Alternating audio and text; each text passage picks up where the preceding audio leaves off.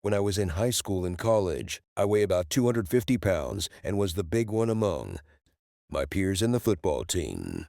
I had a career-ending knee injury at the beginning of my junior year and couldn't ever play football again, so I hit the books hard, got my degree in accounting, and never looked back. My name is James, and I'm an accountant. Anyway, I was happy with most of my life. As you'd imagine, I drag home a buttload of cash, and I have a nice home and a beautiful wife who loves me. So what's the problem? Remember my weight in high school and college? Well, at 35 years old, I was in the prime of my life, but I tipped the scales at close to 430 pounds. I was a heart attack waiting to happen. It was only a matter of time. My wife, Sarah, had been putting pressure on me lately to do something about my weight. Firstly, I just half-heartedly tried whatever she suggested. None of the fitness plans or diets worked, and I tried them all. I cut out nearly all of my carbs and simply replaced the calories with more meat, but I still gained weight. It got to the point where I was eating like a cow a day. I was better off eating the carbs. Not to mention the fact that eating all of that red meat caused my blood pressure to spike. Then one night, it all changed.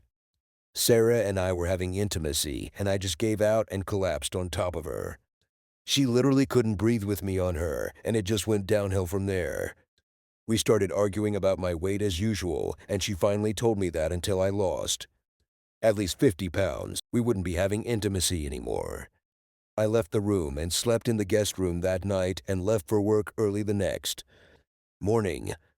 I hoped that when I got home, it would be just another argument that blew over, but it wasn't. Sarah had gone online and found me a weight loss boot camp. The camp lasted for a month. She told me that it was probably the best thing for me, and she was tired of being married to the fattest guy in the neighborhood, and it was embarrassing for her. I looked at the brochure she printed from the internet and called them. I processed a payment right then and arranged to leave as soon as possible. She asked if I was actually going, but I didn't say anything to her. I just headed to the bedroom to start packing my clothes and a few things. It'll be great for you to lose some weight. You'll be healthier and you'll feel better. The month will pass like no time. I'll call you every day, she said. On my way to the guest room, she said, "We're not angry at each other. It's over. Why are you sleeping in there?" I answered, "But you said we weren't going to sleep together again until I lost 5 pounds." She replied, "I said we weren't going to have intimacy again until you lost it." Anyway, I didn't really mean it. I was just upset. I think she realized that she had hurt me pretty badly and was trying to make up for it. But getting away from home for a while just seemed like a good idea at the time. In the days that followed, I made it known in my place of work that I'll be traveling, just so I could work on myself, but that I'll be working remotely and my performance won't be affected. Maybe in the morning, on the scheduled day of my departure, I got into my car and drove to the airport. I flew to Tucson, and the dry heat of the air is on the desert to start the camp. For my first 3 weeks there, I was doing my usual bit when it comes to fitness. I spent most of my first week eating my internet and computer systems set up to allow me to work while I'm there. The next week, I started actually viewing what was going on there. I saved viewing because I didn't actually participate in anything. I just watched and laughed at some of the things they expected us to do. In terms of the food, I used the meals they serviced as an appetizer and order pizza or burgers and have them delivered. The delivery people even know that to get a bigger tip, they just have to meet me on the access road that the campers use for jogging. I sat at the picnic tables and eat the food and then go back to camp. So after being there for nearly 3 weeks, how much weight did I lost? I'd lost minus 6 pounds. Yup, that means I was actually 6 pounds fatter than when I got there. Well, that all changed a few days later when I got a message from an old friend of mine, Steve. Anyway, Steve had just gone through a messy divorce just over a year ago and was getting his life back together. He wasn't really looking for another wife yet. He just wanted to mess around and play.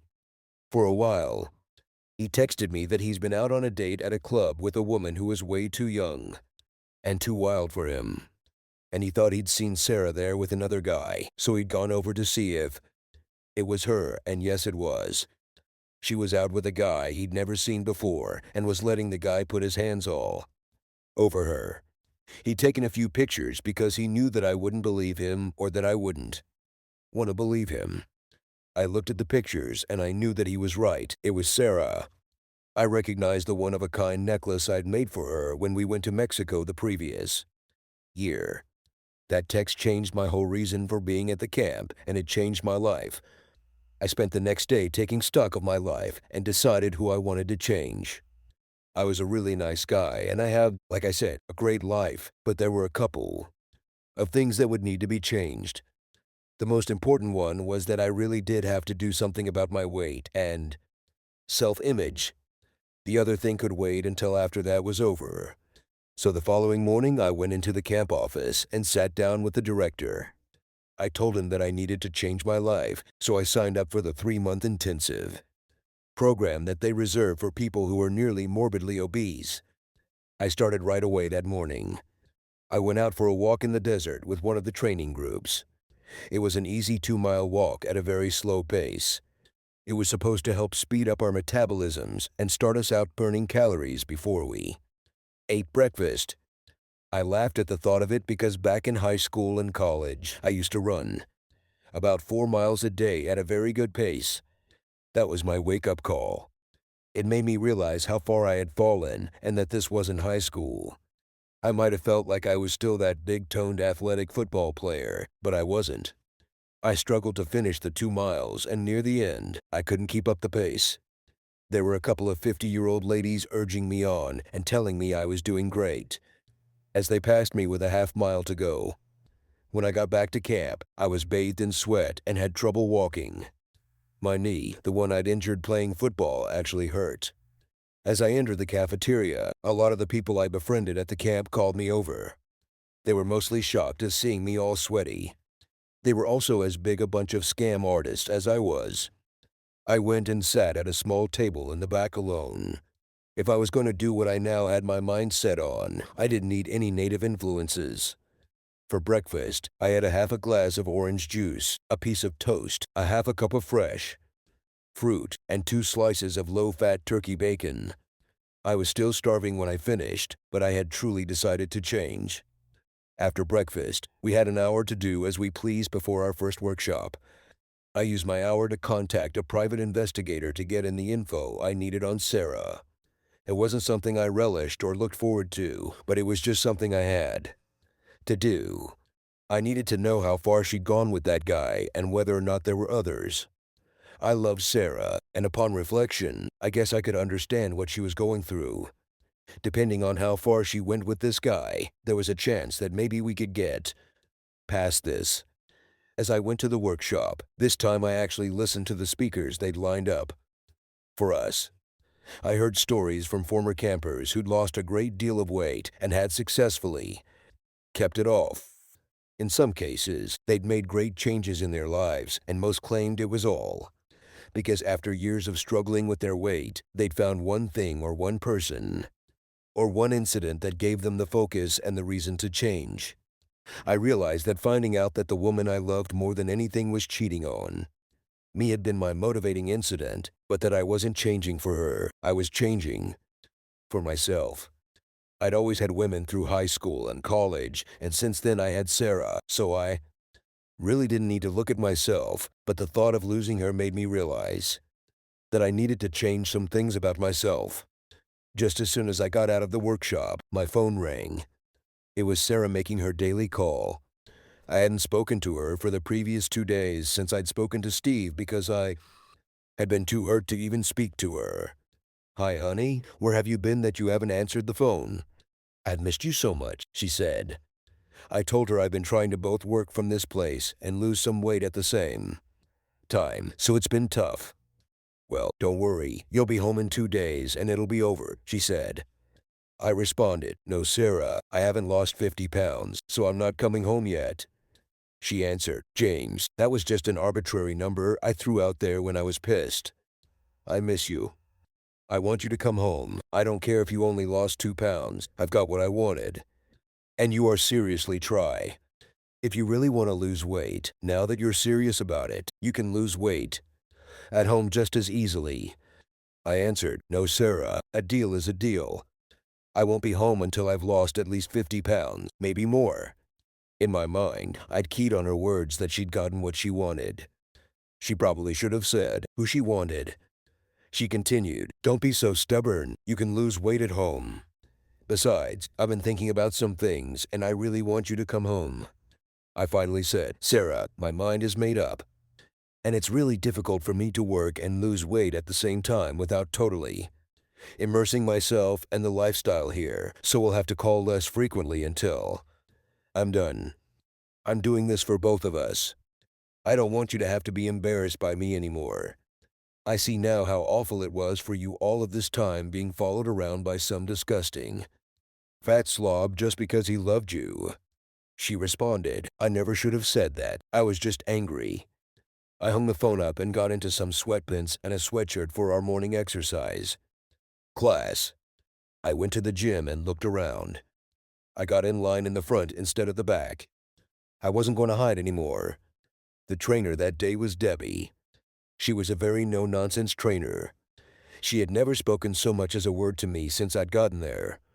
I had seen her sneering at me a few times, but we'd never spoken.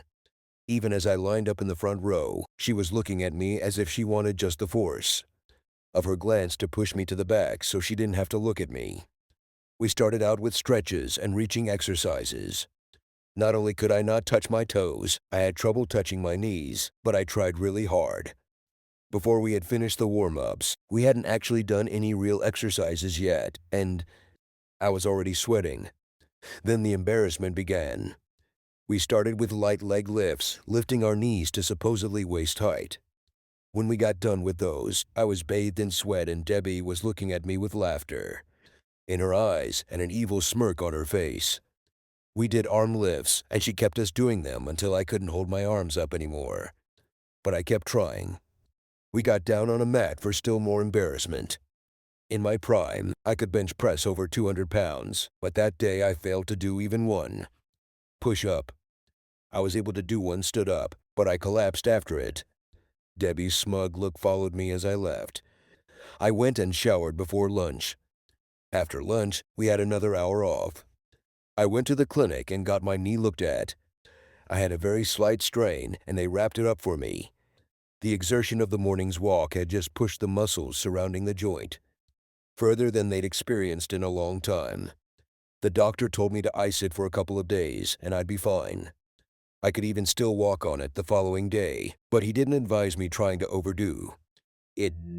And that was my pattern for the next week. I ate only the meals we were served and refused the desserts. I also skipped most of the snacks unless I was absolutely starving. The first 5 days were absolute hell. I know that I was the butt of several jokes and a lot of laughter, but after the first 3 weeks I'd spent there, I deserved it, but I was proud of myself. At the end of my first week of really working at it, I'd lost 8 pounds. I got my first report from the pie at the end of that first week as well. He had pictures from me. Some were from a restaurant that Sarah had gone to with the guy, and even a recorded conversation with him. Of course, there were also pictures of her going into a motel room with him, and from the length of time they stayed in the motel. It was very obvious what they were doing. The funniest thing is that her having sex with him didn't hurt me nearly as much as hearing some of the things she said about me behind my back did. The guy had asked her what made her finally decide to give him a chance after he'd been after her for months. I hadn't heard anything about that from her, so she'd been keeping secrets from me for a long time. She'd apparently known this guy from her college days, but they hadn't actually gotten together until recently. She told him that she was just tired and embarrassed by me, and that I was too out of shape to even satisfy her anymore, so she'd sent me off to camp so she could try out a real man. Then she asked him how he hid what they were doing from his wife. He told her that, like her, he wore the pants in his family and his wife did what he told her and didn't question him. I was so hurt by this revelation that I decided that there was nothing left of our marriage to salvage, so my mind was made up. In my second week of real training, I picked up the pace of the morning walks. In the afternoons, I started swimming laps or pool walking. I also started doing some of the skill-building activities like archery and fencing. I needed to pick up a few hobby-type activities that would allow me to keep busy when I left the camp. I also hired myself a good divorce lawyer. I explained what was going on and how I discovered it and arranged for him to get reports from the PI as well so he'd be up on any and all developments. I asked him to get the papers ready to be served even though I still didn't have an end date in sight yet. At the end of my first month of real training, I was a new man, or I was closer to being the man I'd been. I'd lost almost 40 pounds and I felt better than I'd felt in years. My routine was different as well. I usually got up earlier and jogged 3 miles instead of the morning walk. I always did Debbie's exercise class, but now it seemed like she no longer looked down on me and had actually begun to smile and greet me in the mornings. The biggest shock came one morning when I completed my 10th push-up out of a set of 15 that we tried for and found a sudden weight on my back. I pushed as hard as I could and got another push-up in. I looked up to see Debbie pushing down on my back to add resistance. I was able to handle most of my work responsibilities from the camp as well. I had also made a list of friends and associates, and during my daily meditation sessions, instead of meditating on motivating myself to lose weight, I examined my relationship with most of the people I knew. I realized that for a long time, a lot of them hadn't been actually laughing with me about my weight. They'd been laughing at me. By the 6-week point, my weight had actually hit a plateau. The weight was still coming off, but at a much slower pace. I had lost just over 60 pounds, but I was no longer able to maintain the roughly 1.5 pounds per day that I had previously averaged. I remember back in school my coach would have us do to a day if we came into preseason workouts out of shape, so I added a second longer run to my daily schedule. This run was more challenging, and although my knee and my age would never again let me run as I had in college, I enjoyed it, and I started to run a little further each day. Sometimes, when I got back, if I still had the energy for it, I'd go to the gym and lift weights. There again, I was taking it easy and counting on my memory of what I'd done when I was younger to get me through it. When I first started, it was embarrassing. After years of telling people about my 200-plus pounds bench presses, I struggled to bench 100 pounds. Another thing that was a shock to me was that as I made progress, it wasn't consistent. I got my bench up to 100 pounds and then couldn't lift it again for over a week. My legs were also very weak. The knee injury simply wouldn't let me do squats or a lot of the other heavy leg exercises. The same thing happened with a lot of the exercises for my back. Anything I had to do in a standing position was limited by the weakness of my knee joint. But I got better slowly. The pain in my heart just didn't seem to be going away though. One night, I was trying to put up 170 pounds and the first rep went up pretty easily. I struggled with the second rep. Common sense should have told me not to try a third, but in my emotional state, common sense was not my strong point. On the way back up, the bar got much heavier and I just couldn't push it up. I pushed with all of my might and was trying to think of a way to wriggle out from under the bar when I felt someone grab it and start pulling it back up. Together, we managed to get the bar back on its stance. Well, that was intelligent, James said to V. You barely made the second rep, so what made you think you could get another one in? Did you know that it is against camp policy to be in the weight room alone? Do you understand why now? I said, I'm sorry, Devi. It won't happen again, and thank you for saving me. I know it's just another thing for you to laugh at, so enjoy telling everyone how you had to help the fat slob again. If Debbie had any further scolding or complaints, she held them and just let me walk away. The next day after breakfast, I started looking into some of the workout rooms to see if there was another exercise group I could join. There was a yoga class and a Pilates group that I'd never tried, but I decided to try. The step aerobics class. It looked like it might be fun, and there were a lot of women in the class and very few men. I was just about to go in when I heard a voice behind me. I'll be really hurt if you go in there, James. I turned and saw Divi standing behind me. She was dressed for class as usual and staring intently at me. "For today, why don't you come to my class like you always have? Then I'd like to talk to you after class. Tomorrow you can do whatever you like, okay?" She held out her tiny hand, and I nodded my head and took it. She went back to her workout room and did her class. "Take a shower and meet me back here, please," she told me. A half hour later, I was standing in front of the workout room waiting for Divi to return. I didn't know what was going on with her. She probably wanted to give me another chewing out about the dangers of working out alone, and how it violated the camp's safety rules and could lead to a person being expelled from the camp. She was probably going to tell me that it was her duty to report me to the camp director. Whatever it was, there was no way it could make me feel any worse than the news I'd already gotten that morning. I'd heard from my pie that Sarah had brought that guy she'd been seeing back to my home the previous night, and he'd spent the night. I was still mulling over how I was going to handle Sarah when Divi showed up and wiped her from my mind totally. Divi, despite her drill surgeon manner, is very pitted. She's probably about 5'2" and has Inkai black hair and gray eyes. My favorite thing to see is when she turns and looks at her clasp over one shoulder and that hair obscures one side of her face so that only one of those eyes looks at you. It's as if that eye is looking into your soul to find out if you can make just one more rep than you thought you could. Her chest, while not huge, are sizable and really determine what kind of clothing she can wear. They alone are the reason there are so many guys in her exercise classes. Her classes are tough, but most of the guys prefer them to the easier classes just so they can ogle her. Her ass is another story. It isn't huge, but it's tight and firm. So tight, in fact, that I'm positive you could bounce a quarter off of it. What I'm going to do is put her on the camp is that she's probably a raging lesbian. But her classes are full anyway. Which she showed up in a loose-fitting sweatshirt and jeans. I was surprised. I'd never before seen her with these kind of clothes on. She had her hair pinned up on top of her head and huge sunglasses on. That outfit on a normal woman would have been great for a trip to the mall or running errands, or doing yard work on a lazy Saturday afternoon. But on Debbie, it just opened up a whole new world of fantasies. It made her look more human, maybe even vulnerable. She smiled at me and nodded her head towards the exit.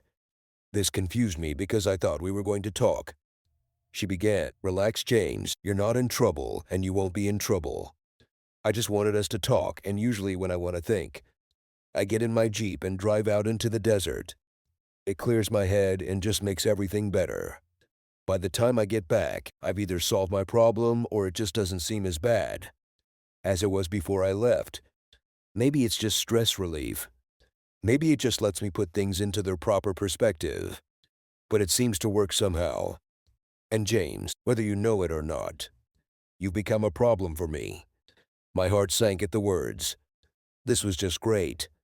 I've become a problem for her.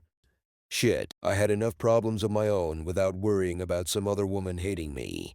She led me out the back to the staff parking lot and a black Jeep Wrangler.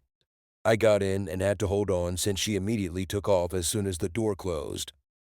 We drove down the highway for a few moments, and then she just careened around a corner onto an unpaved road that I would have missed since it was unmarked.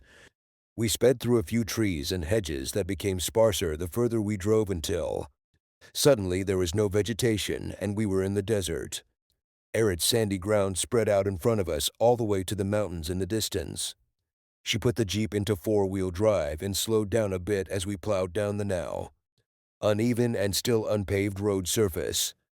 She seemed to know where she was going, so I just held on. Finally, we got to the edge of a medium-sized canyon and she pulled up the parking brake and got out and wandered over. She looked out and seemed to relax as if gathering herself. Then she turned to me and gave me the high beams. "James, what the hell is going on with you? When you first got here, you were just another fat, spoiled rich boy who didn't take the place seriously, so I didn't take you seriously. You had your little conference calls, your late-night pizza runs, and you hung out with all the rest of the class clowns. We see about 100 guys like that every year. You come here overweight and out of shape, and maybe if you're lucky you lose 4 or 5 pounds, and then go back home and tell everyone how tough it was. Some of them make a ritual out of it and do it every year. But then something happened and you changed. I don't know why and I don't know what it was, but you became different. The first day that you showed up for my class and stood right up front, I was sure you wouldn't. Last 10 minutes. In fact, I tried to get rid of you, but you gave it everything you had. You left there dripping with sweat, and I was sure this change wouldn't last, but I was intrigued. Over the past few weeks, I've watched you undergo an incredible transformation. You've not only lost an incredible amount of weight, you've gotten yourself into very good shape. You're to the point now where you're barely overweight at all. You don't even look like the man that came here. This was something I'd never expected. It seemed to be some kind of backhanded compliment, and coming from Debbie, it was shocking. She continued, "You probably don't know this, but when the changes started to happen, changed as well. I went from being sure you wouldn't last to being your biggest cheerleader. I watched as you started your nighttime desert runs. I also watched as you started lifting weights at night as well. That's why I was there the other night when you overdid it. Most people who've lost half of the weight you have, even when they haven't gotten into nearly the shape you're in now, find themselves fulfilled and happy. They're more confident they've done a great thing, and they're proud of themselves. In the ceremony we're having next month before the camp closes for the season, you're going to get several awards, but don't tell anyone I told you that. But you don't seem happy at all. It's almost backwards with you. Most people come here sad and depressed because they're overweight and people make fun of them or whatever. They lose some weight, they get happy, and they go home more confident. You were happy when you got here, maybe a little angry, but you were confident and secure. You worked your ass off and made more progress than anyone I can remember. You look great, but you're so much sadder and more withdrawn now that it makes me sad as well. You used to sit in the back and laugh with those clowns, and you were happy. Now you've inspired so many of both the campers and the staff, but you run off and work out. Even harder alone. James, I know what people around here think about me. I've heard all of my nicknames, and I really don't care. For me, being here is just a job. It's my job to help people find it within themselves to make the changes in their weight and their health. Nothing less, but also nothing more. I urge them to change. I provide an example for that change, and I help them to work out. Some of them get it, some of them don't, but it's never personal. It's only a job, but somewhere over the past couple of months you became less of a job and way more personal to me. That's why I snapped at you the other night, because when I saw that bar coming down on you, it scared the shit out of me. I thought you might have gotten seriously hurt or worse, and in the back of my mind, I thought that maybe you wanted to. I looked at her and I was really shocked. I reached out and hugged her.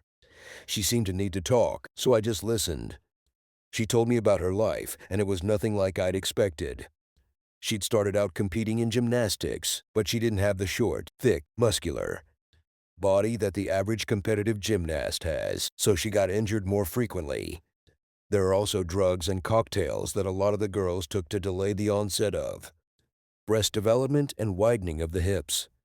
She didn't take them, so very soon she was following the rankings because as hard as she worked, she couldn't compete with the girls who were doing the drugs. They also seemed to be more injury resistant and had more energy. After a while of spinning her wheels, she decided to simply give it up, which was very hard on her, but she moved into a different sport. She'd always been pretty, so she decided to give fitness competitions a try. It wasn't quite like being a bodybuilder, but it was close. But the emphasis was on femininity and grace other than outright muscularity and size. She was good at it, but then again, the drugs reared their ugly head, and far worse. In a lot of cases, the women who won the competitions and got the endorsements were actually giving the sponsors and the judges a few side benefits. Men had always looked at her even when she was a gymnast, but here it was almost as if it was expected. After she was nearly assaulted and saved only because she was screaming so loudly that the security team came in, she gave up fitness as well. She went back to school, got her degrees in exercise physiology and kinesiology, and started a career as a personal trainer. She's been working at the camp for the past 6 years. After all of that, I felt closer to her than I'd been to anyone in a long time. So I told her about why I'd come to the camp. I told her about my wife, Sarah. I told her that Sarah had just been embarrassed by me and wanted to send me away so she could cheat on me behind my back with someone in better shape. "Well, she won't be embarrassed by you anymore," she said. "The next time she sees you, she'll be all over you." I said, "Nope, the next time she sees me will probably be in a divorce court." I kept trying to see things from her point of view. I had to admit that I'd let myself go, and she had been totally right to want me to be in better shape, but the way she went about it and the things that she said about me really hurt me, and they made me question whether or not she even cared about me. But the cheating is just the last straw that was the deal breaker for me. The other things maybe I could have forgiven after a while, but I'll never be able to trust her again. That night changed a lot of things, and from then on, I still did Debbie's class every day, but she pushed me even harder. A lot of the guys were jealous as hell when I did my push-ups with Debbie lying on my back. She even went out and ran with me at night sometimes. We never did anything outside of the bounds of friendship, but sometimes when she looked at me a certain way, I got tingles. At home, things were getting ugly. According to the pie, Sarah had broken off her affair with her old college friend. Apparently, he'd only been interested in her for sex. He'd been practically living in my house, spending several days a week there, and I guess even his wife was beginning to complain. The final straw had been when he and Sarah had started arguing. She'd been trying to break things off with him because the dirtiness and the thrill of it had passed, but he didn't want to let her go. She started calling me more frequently to find out when I'd be coming home. She began leaving the messages about how much she missed me and loved me, since the camp would be closing down for about a month at the end of the season anyway. I knew I'd have to go home soon. Debbie and I went out shopping because I needed new clothes. After losing nearly 140 pounds, none of my old clothes would fit. While I was out shopping, I saw something that I'd always dreamed of but could never have: a bright red 2009 Mustang GT in a car lot across from the mall. I went onto the lot and looked the car over. The door was open, so I sat down. I was shocked. Over 100 pounds ago, I could barely fit in my shitty car, but now I could easily get into and out of a car that I just loved. I found a salesman and started the paperwork. As soon as he ran my credit and I arranged a transfer from my account, I drove off the lot in my new toy. Debbie followed me back to camp in her Jeep. I made a few phone calls to my pie and my lawyer informing them about the upcoming ceremony, and to make sure the papers were ready and to get them delivered to me at the camp by a messenger. I called Sarah and told her that the camp would be ending on the weekend, and they were having a ceremony for the families and friends of the campers. She told me she'd be there, and she sounded excited about seeing me again. I told her not to get too excited, that this may not be a happy occasion for her.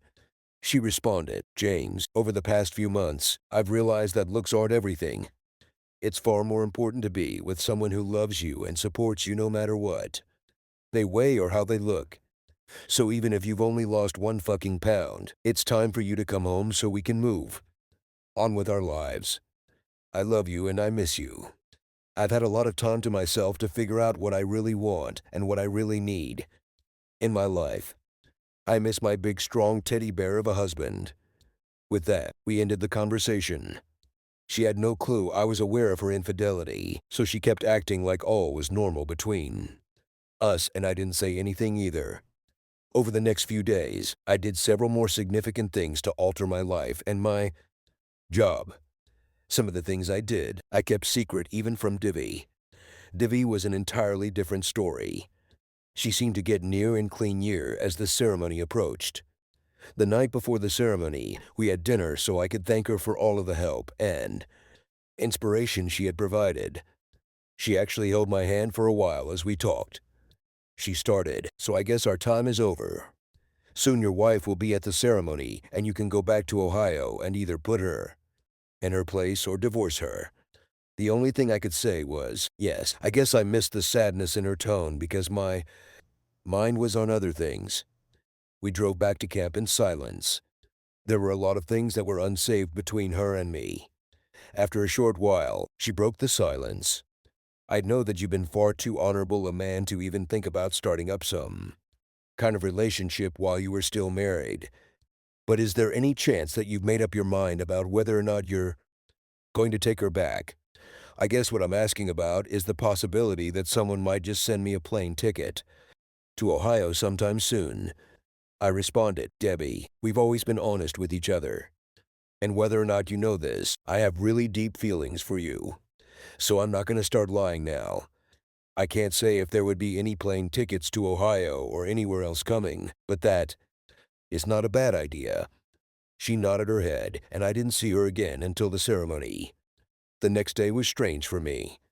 I got up early and went out for my run alone. I guess for most of the campers, the weeks or months of working out and dieting were over. But for me, running had become a part of what I am, so just because I didn't have to do, it didn't mean I'd skip it.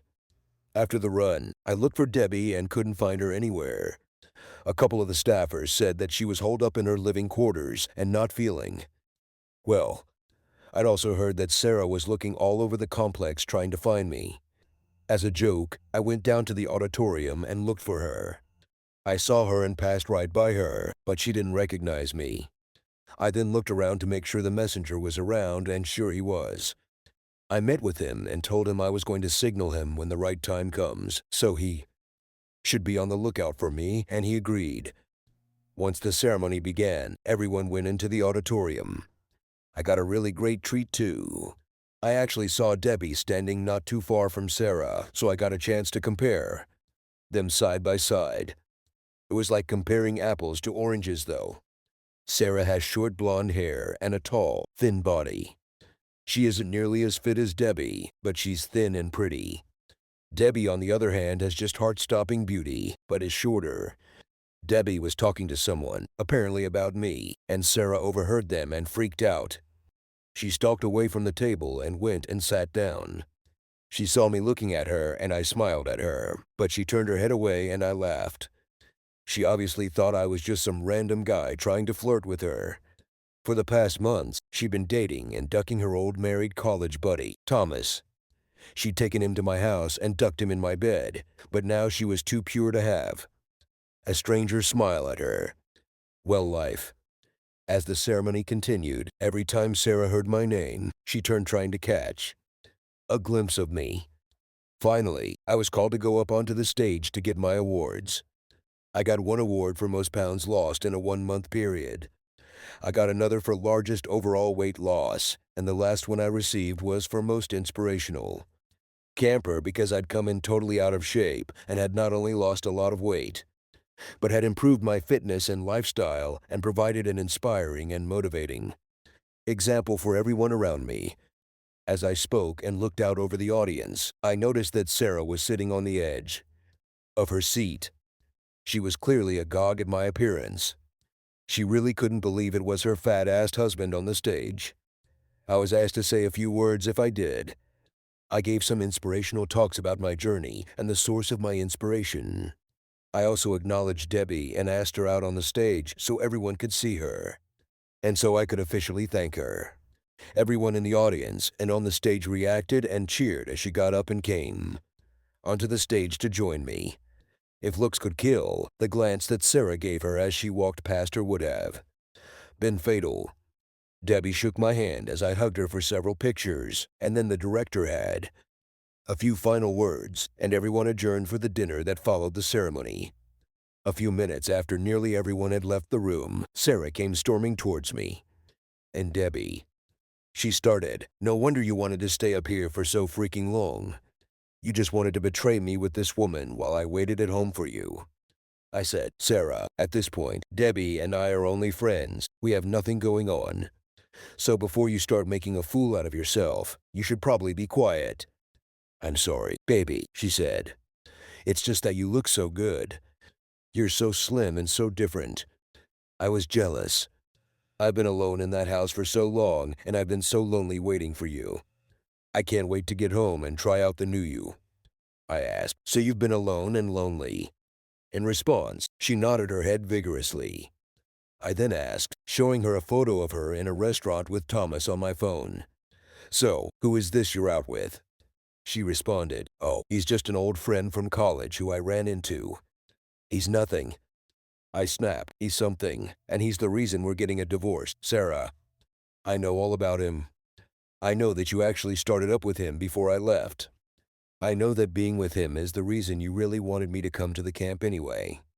I know that you were just too embarrassed to be seen with the fat husband who loved you, with all of his heart and soul, but also because you wanted to be with someone with a better body who could satisfy you. Yeah, I've even got you on record saying it, so don't bother trying to lie your way out of this. I also know and have pictures of you taking him into my house. That really was our home, Sarah, and you had intimacy with him in my bed, so there's really nothing else to say here. As I turned to leave, I gestured to my lawyer's messenger, who immediately stepped up and handed her the divorce papers. She began to plead, but James, we can talk about this.